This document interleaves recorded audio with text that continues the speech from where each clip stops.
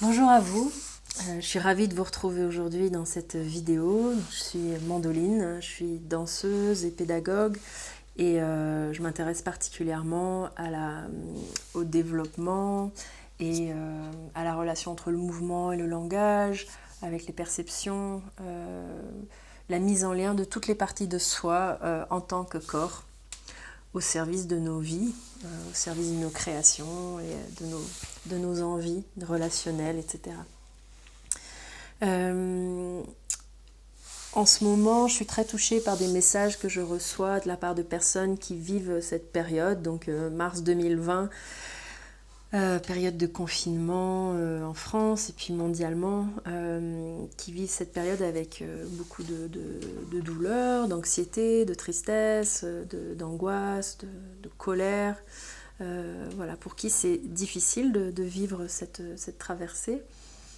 Et, et en même temps, je reçois des messages, on m'envoie des messages, des textes à lire sur le monde nouveau qui nous attend à la sortie de cet événement humain et tout le bien que ça fait de suspendre nos activités humaines habituelles, que le monde respire enfin, que tout ce que nous n'avons pas réussi à arrêter au niveau de la crise écologique finalement s'arrête, toutes ces choses s'arrêtent d'elles-mêmes.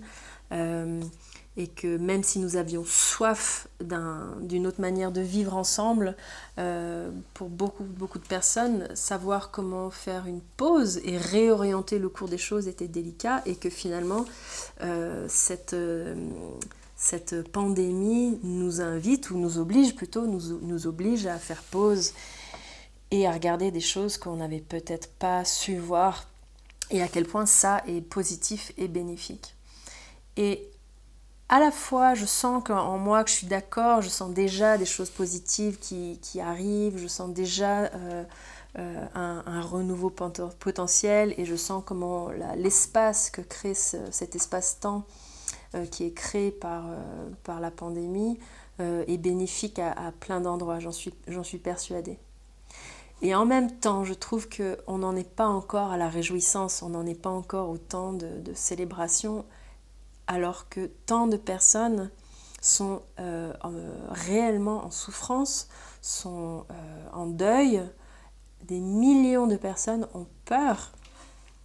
Et je trouve ça profondément insensible de parler des bénéfices et de se réjouir du renouvellement de l'humanité, etc. Alors qu'on est en plein dedans, qu'il y a des milliers de personnes qui sont en train de perdre des proches.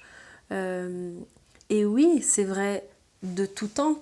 Oui, c'est vrai qu'il y a d'autres maladies dont on parle moins. Oui, c'est vrai qu'il y a un jeu médiatique qui met l'emphase sur cette pandémie et qui alimente la peur dans des pays qui habituellement n'étaient pas exposés à ce genre de choses. Donc oui, c'est vrai qu'un traitement médiatique d'autres maladies très courantes, voilà, on a en moyenne 2000 enfants par jour qui meurent de diarrhée.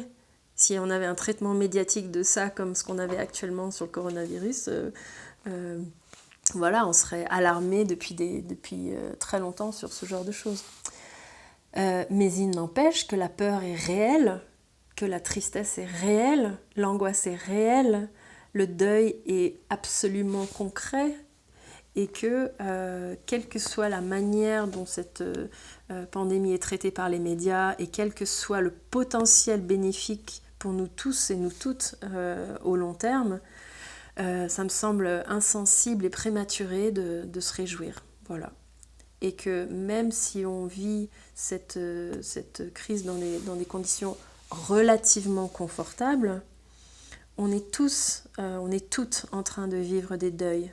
On est toutes en train de renoncer à des choses qu'on vit habituellement et de prendre le temps de ressentir cette traversée de deuil et de ne pas étouffer ces étapes avec une réjouissance prématurée, avec des théorisations sur l'après, comment on peut s'inviter à rester au présent avec l'inconfort et s'offrir des outils pour accueillir la tristesse et accueillir le deuil, plutôt que de lisser ou banaliser ou enfin voilà, d'être un peu plus sensible à la souffrance réelle, même quand le changement de toute façon est porteur de choses positives.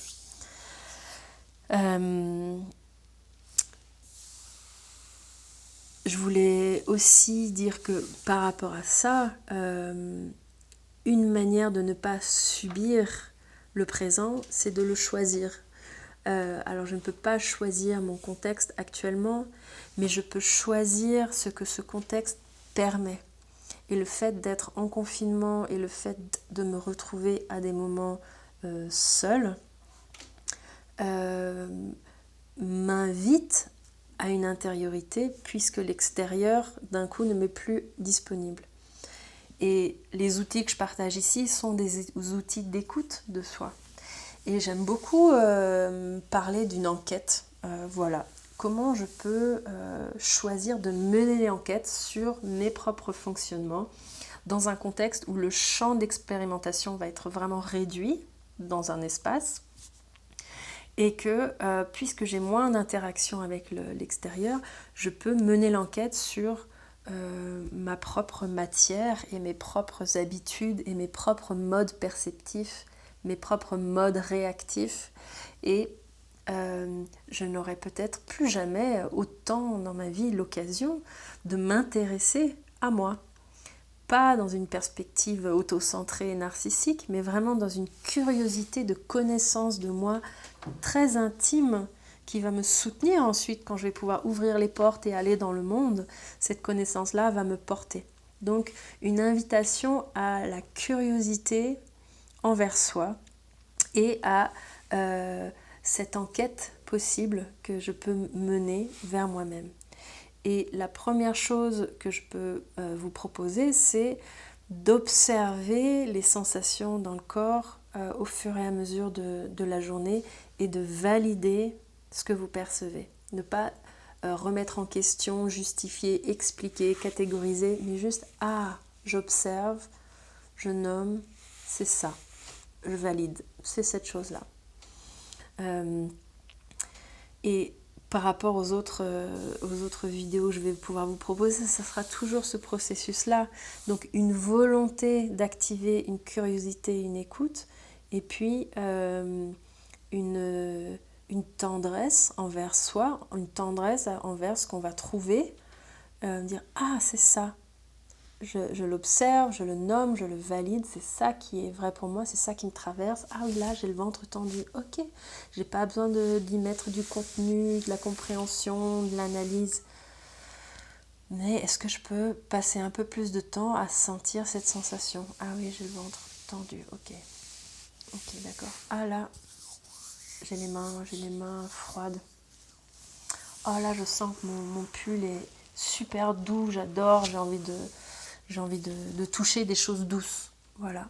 Et de remarquer tous les endroits qui vous amènent du confort, tous les endroits qui vous mettent en sécurité, qui vous mettent à l'aise. Qu'est-ce qui vous met à l'aise? De valider ces choses-là. Les personnes qui vous mettent à l'aise, les sons, les textures, les couleurs, et de remarquer les sensations, les endroits de malaise et d'inconfort au cours de la journée. Voilà, de noter, observer, noter, valider. C'est votre réalité. Et ça, c'est la base. Voilà. Et je reviendrai bientôt avec plus d'éléments à partager. N'hésitez pas à me poser des questions. C'est vraiment en dialogue avec vous que ces vidéos ont du sens.